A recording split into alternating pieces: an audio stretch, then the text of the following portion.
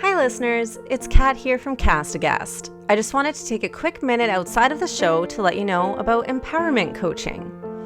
I know this is probably confusing a lot of people right now. Outside of telling you about true crime, I work as a life coach, helping others achieve their goals, break down barriers, eliminate limiting beliefs, or anything else a person may need guidance to achieve their most authentic life.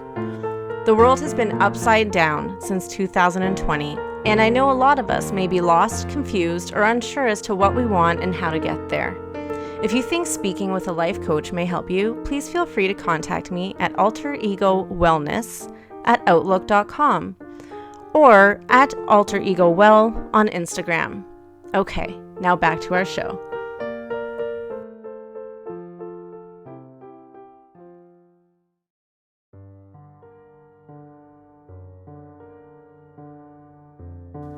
Hi there, gentle folk. Thanks for tuning in for another beautiful, horrific episode of Aghast. Like the drive-in, we got a double feature. We're going to be talking about 2 unsolved crimes. Oh, do you feel that closure? Because I don't. We got for you today Tylenol, Chicago, Muskrat traps, and baked beans. If you're thinking, that just sounds like a new hangover treatment in the Windy City, you're probably right. Anyways, no, we're not talking about that shit. We're talking about the Tylenol murders and the boy in the box mystery. Again, no closure, no happiness, but lots of drink. Pour 1 or 6 for yourself, and let's get ready. I'm John. And I'm Kat. And this is Aghast.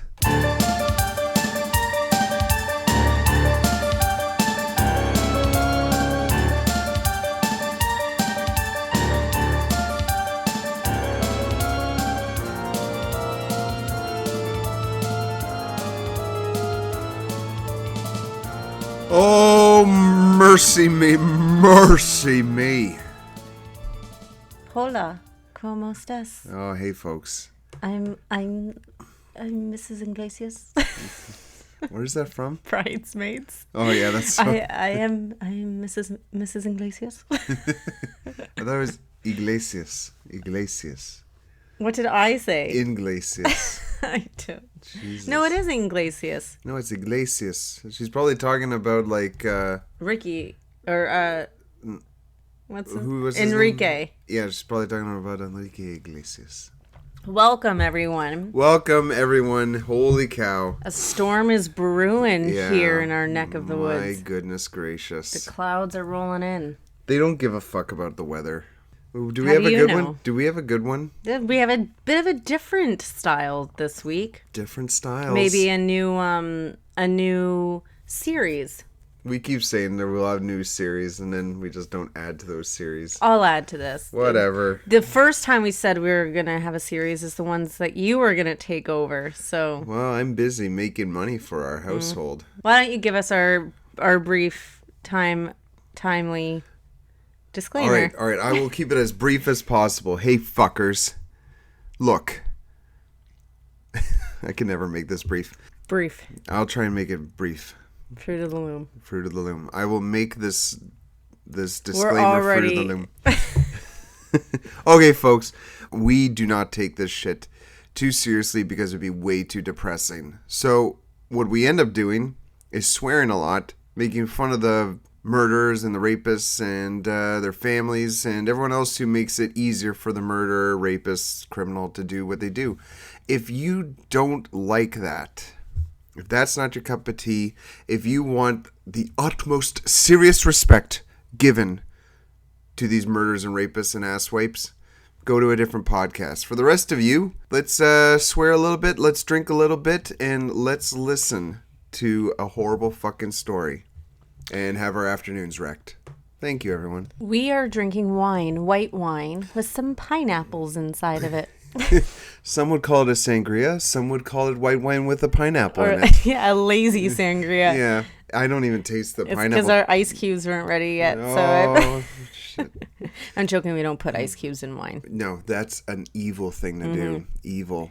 All right. Are you ready? I'm ready. Okay. Let's get on with the goddamn show. This is a working title. I probably should see if it's copyright or anything. But right now, I just thought it would be interesting every so often to cover unsolved crimes 2 in 1. So 2 crimes in 1 episode. Yep. All right. Get ready to not have closure. All right. So... Like relationships in the 90s. Yes. Like those losers that used to go on Plenty of Fish. Yeah. Get ready to not have closure. Like those online dating in the 90s. I just never heard from her again. We met. I thought we had a great connection. I thought we did. We used MSN Messenger and ICQ all night. And then one day her status was sent to away, and I haven't heard from her since. I'm still hoping. I still got notifications active. Remember putting like song lyrics in like your status? And it'd always be like Avril Lavigne or like Simple Plan or something. Yeah, Evanescence. Nickelback. What was My Chemical Romance? Yeah. Panic at a Disco. Yeah. Yeah, my hair was flat, my eyes were gray, but my dick was hard. All right. Hey boy. Oh boy. Okay, so case number 1. In September of 1992, 7 people in Chicago all died within days of each other. 12-year-old Mary Kellerman, 27-year-old Adam Janis, his 25-year-old brother Stanley, and his 19-year-old sister-in-law Teresa all died within a day of each other. 31-year-old Mary McFarland, 35-year-old Paula Prince, and 27-year-old Mary Reiner. What did these victims have in common? They all ingested Tylenol.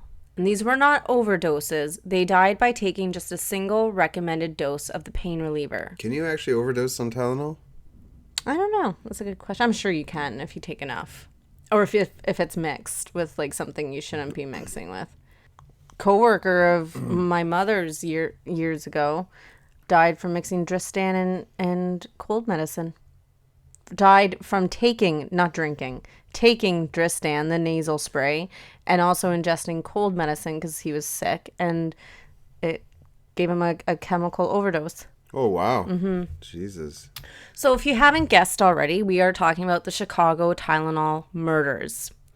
Because these cases were so similar, it was quickly realized that the common factor was that they all had Tylenol in their system. After tests were conducted, it was revealed that cyanide was present in these Tylenol capsules. News outlets and police officers quickly issued warnings to the public to not ingest any Tylenol product.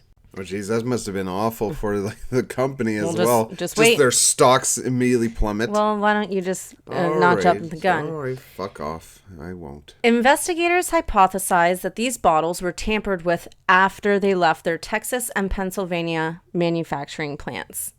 They believe whoever did this removed the bottles from store shelves, added the potassium cyanide, and then placed the bottle back onto store shelves to be purchased. 5 bottles were purchased, while a few other tampered bottles were later discovered in Chicago. Another crazy twist, strychnine was found in Tylenol bottles in California. So these incidences resulted in a nationwide recall on the product, which resulted in $100 million worth of product to be pulled from retail shelves. Holy shit. During the investigations, a man named James Lewis was arrested for writing to Johnson & Johnson demanding $1 million to stop the cyanide deaths. He was arrested and sentenced to 10 years for extortion. James Lewis completely denies having anything to do with the deaths. He submitted DNA in 2011 and said, quote, "If the FBI plays fair, I have nothing to worry about," end quote.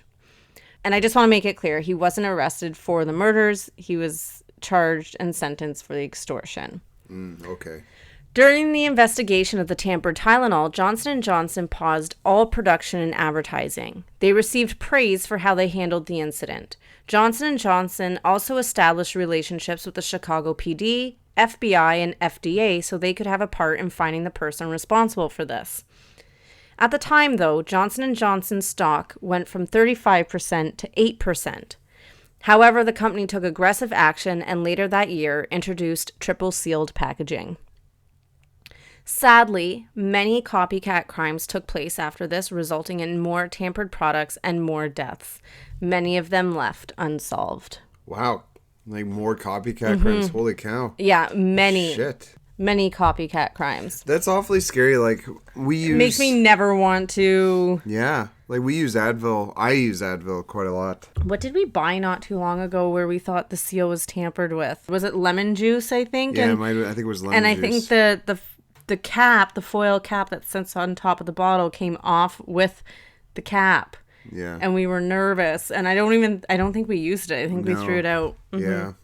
Better to be safe than sorry. So that's the first case, the Chicago Tylenol murders, still left unsolved. And I'm assuming that James Lewis was cleared, seeing how nothing came from the DNA that was taken from him. So the next story we have is The Boy in the Box.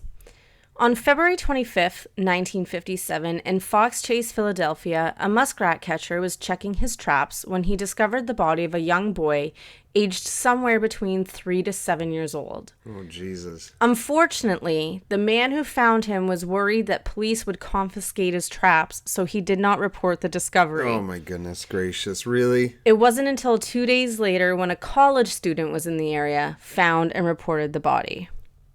The boy was naked, wrapped in a plaid blanket, and inside a cardboard box that came from a bassinet sold by JCPenney. It was clear that he was extremely malnourished, his torso showing signs of starvation and malnutrition. His hair had been recently cut as well, and this may have been post-mortem due to the clumps of hair being found on his body. He had surgical scars on his groin, ankle, and another scar under his chin. His legs also showed signs of bruising and scarring. Jesus. The police took the boy's fingerprints and waited for someone to come forward and identify the boy in the box. Sadly, no one did. The Philadelphia police printed over 400,000 flyers and distributed them with every gas bill that went out in Philadelphia. Oh, wow. The location he was found in was also searched thoroughly. During the search, they found a blue hat, a child's scarf, and a man's hanky with the letter G embroidered on the corner. However, the flyers and the search did not lead to any breakthrough in the case. The police even photographed the boy's body dressed and in a sitting position, hoping that by distributing these images, someone would recognize him, but again, no one came forward. There are many theories regarding this case. One centers around a foster home a little over a mile from where the boy in the box was found. In 1960, an employee at the medical examiner's office by the name of Remington Bristow. Remington, that's a hell That's of a a name. great name. My name is Remington. He hired a psychic. The psychic led him to this foster home. When Remington attended an estate sale at the foster home, he found a bassinet, very similar to the one that was sold in the box the boy was found in. There was also blankets hanging on the clothesline outside that resembled the same blanket that the boy was wrapped in. Remington believed the boy came from this foster home, that he belonged to the foster father's stepdaughter, and that she killed the boy because she didn't want to be exposed as an unwed mother. They were interviewed, and their allegations were dropped. And a fun fact about that is that the father ended up marrying his stepdaughter. Oh. He Woody Allen'd her. No kidding. Oh my God, my sinuses! I'm really like I'm getting a little bit hot and flustered here. I would never touch the royal tomatoes in mixed company. The other theory that is considered comes in 2002. A woman by the name of Martha came forward saying that her mother purchased the boy from his birth parents in 1954. She said that his name was Jonathan and that he was subjected to extreme sexual and physical abuse for almost 3 years.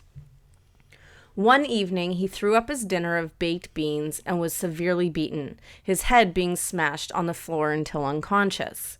He was then given a bath and died during the bath. Her story matched certain details that only the police knew, such as him throwing up the baked beans.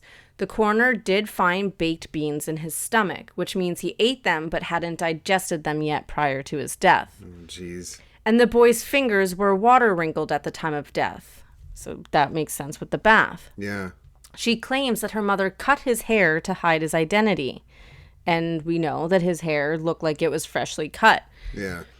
She says her mother forced her to help her dispose of the body, which she did. Her mother drove to the Fox Chase area and had her daughter stand at the back of the car to block the license plate in case anyone drove by. She found the box already there and dumped him inside of it. This also matched a testimony that was given in 1954 from a witness that stated the box had already been previously discarded there. Sadly, Martha's claims weren't taken seriously as she did suffer from mental illness, and old neighbors of hers said they never saw a little boy at the home, so her claims were dismissed. Which I find, like, if he was subjected, if this theory, hypothetically, if it's true, and he was subjected to extreme physical and sexual abuse, it's very likely he didn't even see outside. Yeah. Like, it's very likely that they could have kept him confined in the home. Yeah, you're not constantly watching that house. Exactly. Like, why would you know a child's there? Yeah. The boy in the box was first buried in Potter's Field. In 1998, his body was exhumed to collect DNA. He was then reburied at Ivy Hill Cemetery in Philadelphia in a large plot that was donated. The same donor also donated a new coffin, headstone, and a funeral service for the boy. It was highly attended by the public and the media. His large headstone reads, quote, "America's unknown child," end quote. The public continues to frequent his grave and decorate it with flowers and stuffed animals. Yeah, what I'm showing John here is just pictures of the crime scene that we will put on our social media. And those are his autopsy photos, and that's how he was found. And this was not an age progression, but a recreation of what he would have looked like, likely alive, with his hair a little bit longer. Oh my God. Just hoping someone that would recognize him. That's awful. And, you know, kudos to the police, like, in that time period, you know, like in the 50s. Yeah. They really did everything that they had the resources to do. And as sick as it may sound, I thought it was a very clever idea to kind of dress him and pose him sitting up, because it can look jarring, and a person can look different if you're seeing them, like, you know, in a sickly or deceased state. And then so if we dress him and sit him up, making him look a bit more lively, that might jar someone's memory too. Yeah, no kidding.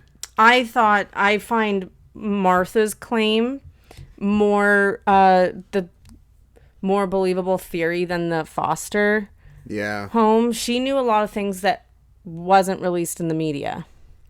Yeah. Like with the baked beans, with the haircut, and about the box already being there. Got it. Like, and the scarring. Yeah. Oh, yeah, to have that's awful. he had this poor kid must have gone through. Yeah, and just to be discarded like that, you know, like trash. That's disgusting. But those are our two unsolved crimes today: the Tylenol murders and the boy in the box. Wow. Mm-hmm. That's awful. Yeah. Well, you've ruined my Friday night. And just to think, like, the state he must have been in, physically, to not know if he's to give such a wide gap in age, 3 to 7. That is interesting. You know, because he was so malnourished. Yeah, like, that's pretty incredible. Because there's we don't have our own kids, but I would assume we have nieces, and like there's quite a bit of development between 3 and 7. Yeah. Jesus. Yeah, no kidding. It would be great if someday justice came, and I think we're hearing more and more stories, more specifically, this goes more towards the boy in the box story, but we're hearing more and more stories about crimes being solved through those ancestry DNA. Oh, yes. And DNA testing kits to find out, like, where you're coming from. The I think it was the what was his name? The Golden State Killer or something like that. He was found in his, like, 70s just recently for crimes he committed 40 years ago. Oh, wow, really? 40 or 50 years ago. because a distant nephew or something did ancestry DNA and they had his DNA, but it means nothing if his DNA isn't in the system. Yeah. So they had his DNA, but never anything to compare it to. And then when this person did their ancestry DNA, and now, they have access to that to run this DNA. Well, that's wild. So I think now that we're hearing more about those cases being solved that way, maybe they do have the boy in the box's DNA from exhuming his body in 1998. So it would be great if a distant relative did one of these ancestry DNA kits or, any DNA kit and there's a match. Yeah, but careful what you wish for. What if the government wants everyone's DNA? Well, I mean, like for the sake of what we're talking about, Yeah. And I believe like you obviously consent to that being okay. I know a lot of people don't read the fine print or the terms and conditions, but No one I'm reads sure that it's shit. in there saying, if you're giving this over, you have your permission to have it run through CODIS or whatever. Yeah. So that would be great if this case can someday be solved. And I'm reading more and more about old cases being solved years later, and not necessarily just because of the DNA testing kits, but because of access to new technologies. Yeah. And stuff now too. So it would be great if someday America's unknown child can be replaced with a name. Yeah, no kidding. A poor boy. Yeah, that's awful. Yeah. What do you think of that? 2 cases. I just hate when there's no closure. Yeah. It pisses me off. But it's good to get these cases out there. I think these 2 are a little bit more well known, so they already gain a lot of attention. But I think it's good to still continue talking about them so they're not forgotten and that people are still actively trying to find answers for these. Yeah. When the show Unsolved Mysteries came back on Netflix, I do believe 2 of the cases, because of the show, had breakthroughs. Oh, really? Yeah. Oh, that's wild. So it's good that these are, continue to be talked about. Yeah, no kidding. I didn't realize that. Yeah. I'd never seen that show. We'll watch it sometime. It's good. But Okay. for you not liking closure, you might not. There's some I do like closure. Yeah. I do not like not having closure. Oh, I'm sorry. I misspoke. Fuck. Come on. Let's get to Dylan McDermott. Okay, yes. Pull him up. Let us know who you want our next celebrity. Well, we got so much Dylan McDermott Well, to do. some of these we can't use those. Some of What are these you stupid. talking about? They're all amazing. From the genius mind of Dylan McDermott. All right, here's our next one.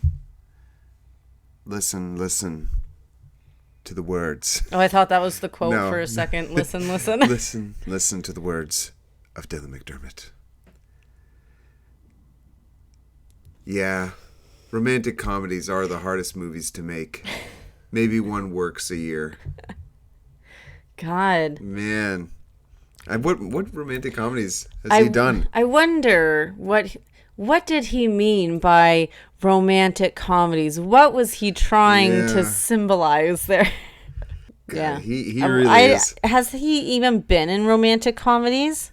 I don't know. I don't know what else he's been in. Oh my god. The fact that there's this huge page of Dylan McDermott quotes and someone out there has put this together. Put this shit together. That can be found on brainyquote.com, by the way. Yeah, this is incredible. Look, it even has a scroll bar. It goes. Oh, it just goes on and on. Oh, what else? Oh, it says Bruce Lee, Bob Saget. Bob Saget may be fun. Yeah, Bob Saget or Norm Macdonald. Oh yes, yeah. But they're too high profile. We need someone who's way less high profile, real low profile.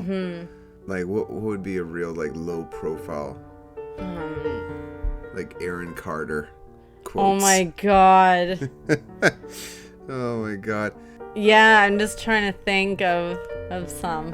Randy Savage, I know he's not low profile, but he would have great quotes. Randy Savage is so amazing. Yeah, you have to understand there, Jimmy.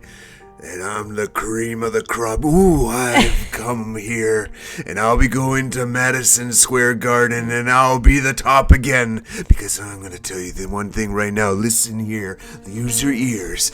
I am the cream of the crop. The Macho Man Randy Savage, and you macho maniacs out there are going to be creaming your pants for the Macho Man Cream of the Crop Savage. Oh my goodness. So amazing. That was great. You know what? He's like Jake the Snake meets Hulk Hogan, right? Like he has like the gruffness, but he doesn't shout. He just like talks in this crazy meandering rhythmic way. Yeah, and like he's talking through his teeth. He was great on that Arsenio Hall clip we watched, like his interview. He was like, that was a very entertaining interview to watch. Arsenio Hall is just entertaining. He was acting like such a little wimp though. Oh, like, so come hilarious. on. Have the man on your show with confidence. Stand toe to toe with him. Okay, that's a good guy we could quote, Arsenio Hall. Yeah, we could do Arsenio Hall. Yeah, that's a good one. All right, that's it. All right, we're done. We had the Dylan McDermott quote. Have a lovely week, everybody. Thank you for listening this long. Goodbye. Ta-ta. You can check us out on YouTube at Catam Concoction. That's CATAM CONCOCTION. And on Instagram at cast_aghast. Remember, there's a silent H.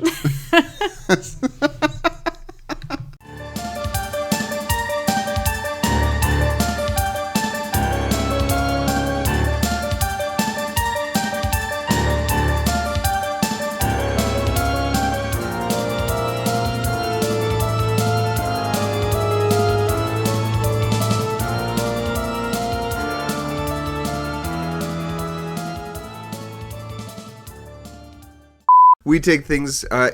This is a true crime. Hey folks, this is a true crime podcast, and because these cases were so similar, it was realized quickly that the common factor of all of these people had. Oh my God! What kind of sentence is that? Grammarly, I'm surprised it didn't get activated at the moment you typed that up. Because these cases were so similar, it was quickly realized that the common factor of all these people was that they had Tylenol in their system. Oh, say it again. And then placed the battle. 5 bottles were purchased, while a few other tampered. 5 bottle. Blah, blah, blah. Blah, blah, blah, blah, blah. The location he was found in was also searched meticulously. The location he was found in was also searched meticulously. You know, it's inappropriate to laugh like this. Like, I know this isn't like a lighthearted true crime, but I'm gonna change that word. Oh my God, meticulously, meticulous. It's like you're It's like a tongue twister for you're me. like a witch in Harry Potter trying to cast a spell. Meticulous law. Hoping that by distributing these images, someone would. Hoping that by distributing these. Hoping that by distributing these images, someone would. It's tough sometimes, yeah. Hoping that by distributing these images, someone would recognize him. You've ruined me now with your stupid face.